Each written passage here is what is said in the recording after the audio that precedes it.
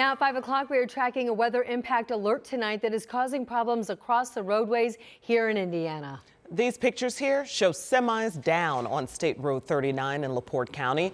Just a little south in Jasper County, we're seeing a similar situation on I-65 near Rensselaer. The jumping of the cameras there gives an indication of just how strong the winds are out there today. We've had gusts up to 60 miles an hour, and that's not all. In fact, all across the state of Indiana now, we are seeing the wind cause tens of thousands of outages in power for customers. That includes a little more than 4,000 AES Indiana customers. In Indianapolis, the wind gusts have even uprooted some trees. So take a look. This is a video of a very large tree. These images on the north side, which right down you can see this home is impacted. This is in the Butler area where you can see that tree there in the front came crashing down and smashed the front side of the house. So lots of damage there and then lots of impact as far as the power because of the winds. When are they going to die down? Let's get over to Rob Ellis. He's in for Angela. So how much longer? I think we've got another couple of hours before at least the advisory expires. We do have a high wind warning in place until 8 p.m. After that, we should certainly see things ease. And I do think the strongest of the gusts are already done, which is good news. They're already starting to ease a bit. Let me show you some of the maximum gusts earlier in the day today. 62 miles per hour. That was the maximum gust at Indy. Fort Wayne had a 70 mile per hour gust. There was a higher gust reported in Muncie, but we question the validity of that sensor. Still a lot of 40s and 50s on the board here. Even some 60 to 65 mile per hour gusts had popped up. Here's where we sit currently. Already starting to see the wind gusts come down. Last hour was 47. Now we're down to 38. And I think that trend is going to continue through this evening. And then into the overnight, we'll see these winds not necessarily calm, but certainly get out of the range of where we're concerned about some damage being caused by these winds as they let up by tomorrow morning. So if you're planning the rest of your evening, know it is going to be breezy, likely coming out of that dangerous criteria. Temperatures going out of the 50s. We'll head through the 40s tonight, and we'll go for overnight lows right around 30 degrees. So definitely a cool down. Then we turn our attention to the weekend. Now, Saturday not looking so bad, and the early part of Sunday looks pretty good with 72 degrees expected for our daytime high temperature. But we've got red here because there's another weather impact alert. More storms possible, more gusty winds, and just 18 hours after that 72-degree reading, we're talking about 20s and snow. There's a lot to talk about in the 7-day forecast. I'll have it coming up. All right, thanks so much, Rob. In addition to that, we have more weather coverage for you over on our streaming service, which is WTHR+. That's where you can check out our live Doppler 13 radar, extended forecast, and so much more anytime you want, anytime you need. Just download our TV app. It's free.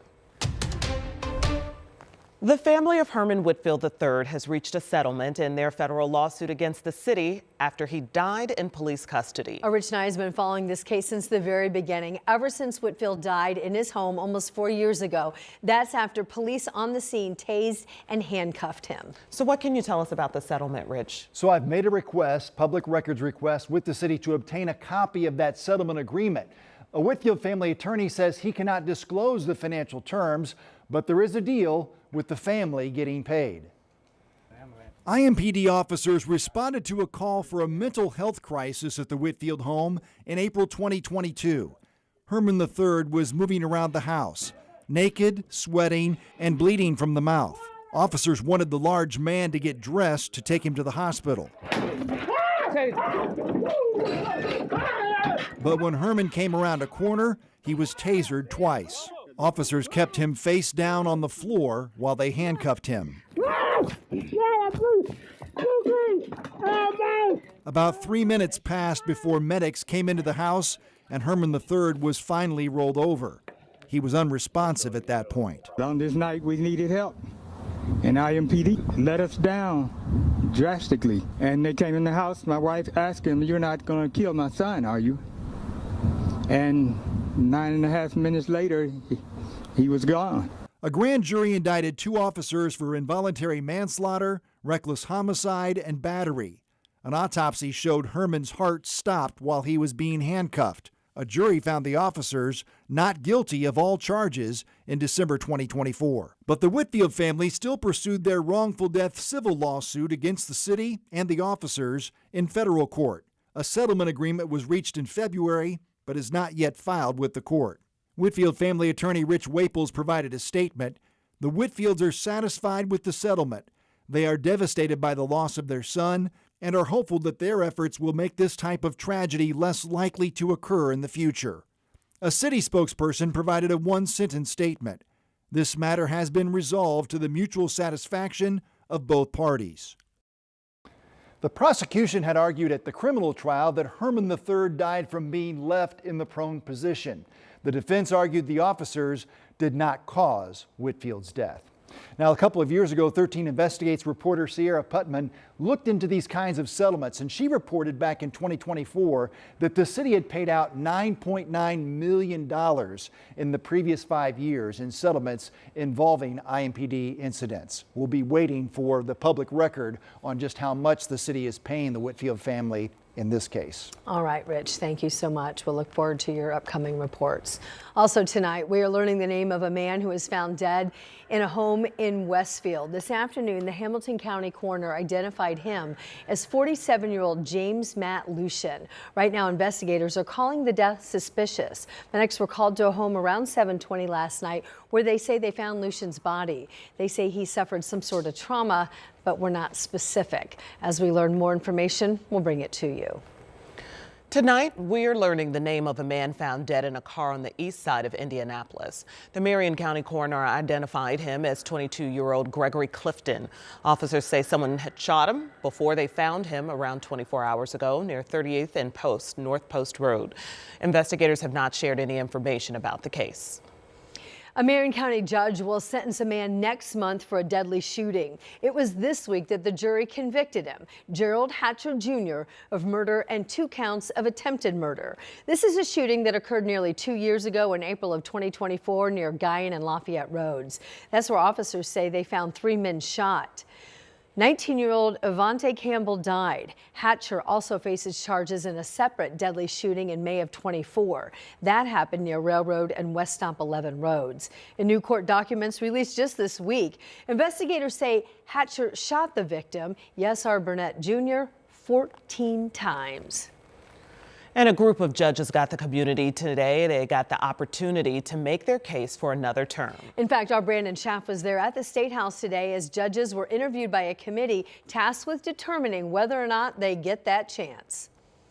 In a small room here at the Indiana State House, several judges went before a committee making the case why they should be on the ballot this November so voters can decide if they'll be retained. Inside that small conference room, the Marion County Judicial Selection Committee has big decisions to make. 16 judges took turns being interviewed by the 14-member committee. The committee is headed by Indiana Supreme Court Justice Derek Moulter, and the vice chair is Judge Paul Felix from the Court of Appeals of Indiana. Joining them at the table, attorneys, members selected by legislative leaders, and members appointed by the Marion County Republican and Democratic parties.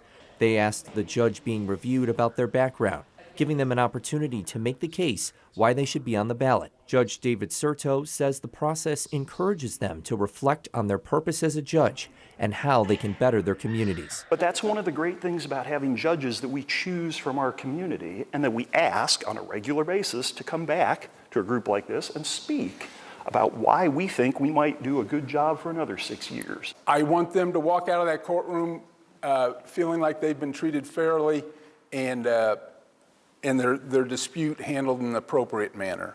And that is what I endeavor to do every day. I care. And I hope that this committee can see that. If you deem me suitable to serve for another term, I promise you that I will continue to serve in a way that this committee can be proud of. Once the interviews are complete, the committee will consider all candidates for retention, followed by a public vote. At the Indiana State House, Brandon Schaff, 13 News. And the name of every judge found suitable by this particular committee will then appear on the ballot come November. If they're not found suitable, they will not be retained beyond their current term.